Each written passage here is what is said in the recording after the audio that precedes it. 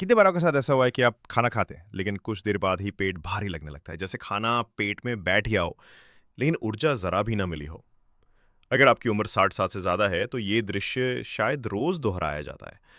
आपका मनपसंद खाना सामने होता है, लेकिन आप उतना आनंद नहीं ले पाते। या तो जल्दी पेट भर जाता है, या खाना खाते-खाते मन उचट जाता है।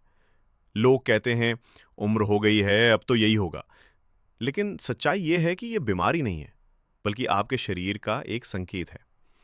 दरअसल उम्र के साथ आपका पाचन रस और डाइजेस्टिव जूस कम बनने लगता है। वही रस जो दशकों तक हर निवाले को ऊर्जा में बदलता रहा, अब धीमा पड़ जाता है। नतीजा, खाना सही से पचता नहीं, गैस, भारीपन और भूख न लगने जैसी समस्या शुरू हो जाती है। लेकिन खुशखबरी यह है कि आपको दवाइयों की जरूरत नहीं है। सिर्फ कुछ छोटे छोटे बदलाव चाहिए। सुबह उठते ही खाली पेट ठंडा पानी पीने की बजाय गुनगुना पानी या एक टुकड़ा अदरक चबाइए। ये आपके पाचन रस को जगाता है, जैसे किसी पुराने इंजन को स्टार्ट करने के लिए हल्का धक्का देना पड़ता है। रात को भारी और देर से खाना आपकी भूख को और कम करता है। भारी दाल, तली चीजें और सलाद रात में मत खाइए। उसकी जगह हल्की खिचड़ी, सूप या सूखी सब्जी लीजिए। आपका पाचन आपको धन्यवाद देगा। जितना चबाकर आप खाना खाएंगे, उतना ही पेट पर दबाव कम होगा। याद रखिए, पाचन मुंह से ही शुरू होता है। अगर आप सिर्फ जल्दी जल्दी निगलते हैं, तो पेट को दुगना काम करना पड़ता है। खाने के तुरंत बाद लेटने से आपका पेट बोझिल हो जाता है। सिर्फ 10-15 मिनट की हल्की सैर आपके पेट को राहत देती है और नींद को भी गहरा बनाती है।